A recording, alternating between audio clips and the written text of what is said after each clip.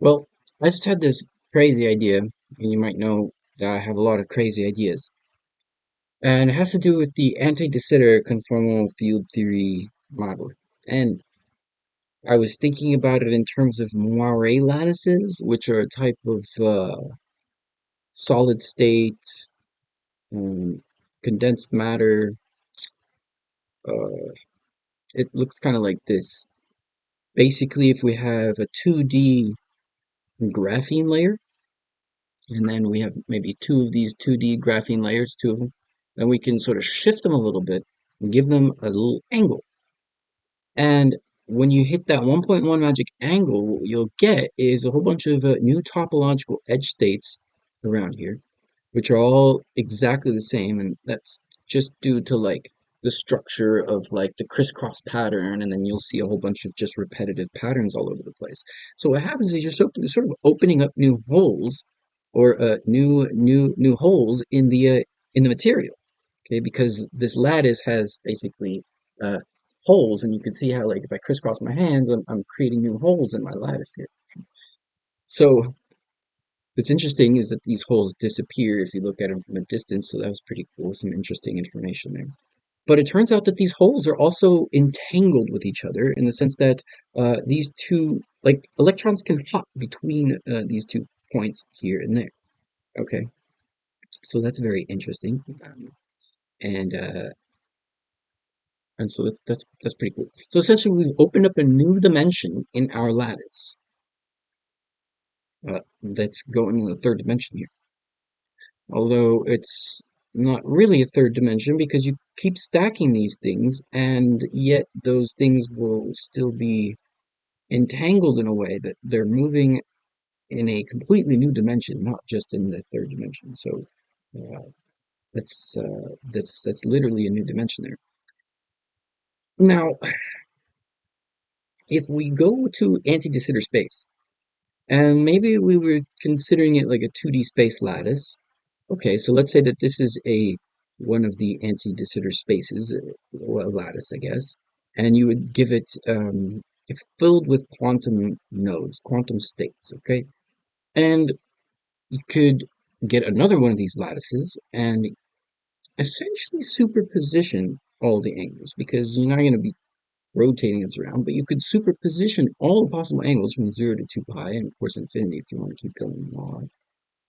But what's essentially interesting here is that now, all of a sudden, we basically have space. We have, a sort of a difference between the past and the present, and this like 2D, very thin lattice, which is what I believe space is a 2D thin lattice, which has essentially like a differential of time in between them. But I can see how if we were to superposition all angles between these two lattices, then what would happen is that if we look at this equation here, what we get is that there's a sort of a frequency. You can integrate frequency over time, and you'll get an angle or a change of an angle.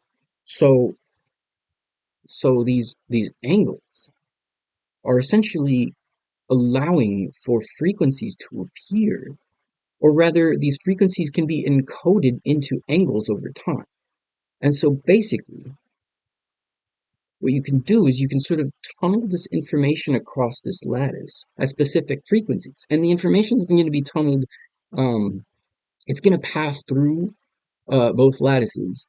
But the interesting thing is that depending on the theta, depending on the angle, you'll see like sort of how fast it will go through the lattice in a sense, right?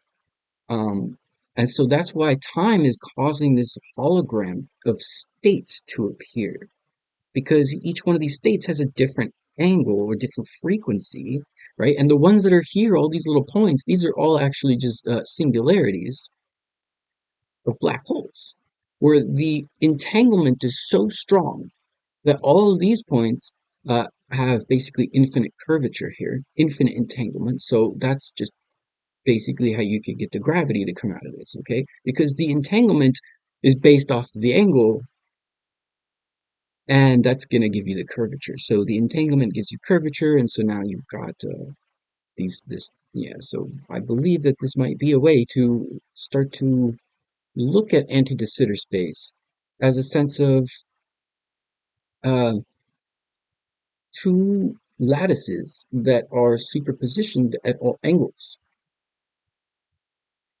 And we can see how there are going to be these particular points here, which are singularities or black holes. And well, the interesting thing is in the Moray lattices, I'm not too sure whether these holes or the edge can actually move around. I don't really know that. I'm not 100% sure about all that. I think they're fixed in space, but the 2D space lattices of space is not necessarily very stiff. It's much more malleable, so it's quite possible that these singularities, these black holes, can move around. But let's say move through space. They have really high speeds. But this seems to make a lot of sense. I mean, the problem is that we have this anti-de Sitter conformal field theory that is almost proven at this point. Like the mathematics um, allows us to uh, actually calculate the partition function of gravity and compare that to the partition function of the field theories here, and it's equal. So that's pretty intense. So we just realized that anti-de Sitter space is somewhat real, or not real, but it's like we've got to use that theory somehow, and we have to start to um, make all of our theories in terms of these anti-de Sitter space conformal field theories, and we have to make that work with our current theories. So this is one way that I can see how we can actually sort of make anti-de Sitter space and force time to appear out of it through just having these angles. You know, obviously this is just a hypothetical theory that I have here, and so I put it in my theories folder. So, you know, I come up with a lot of these crazy theories. But this this is just one of the sheets that I have here with a whole bunch of notes. And I do give away one of these free sheets. It's just a regular mechanics sheets for physics at freephysicsmap.com. So I'll put that in the description, freephysicsmap.com, where you can get your own physics sheet, which is going to be essentially this one right here. It's got some mechanics information on it. That's really cool. And hopefully this video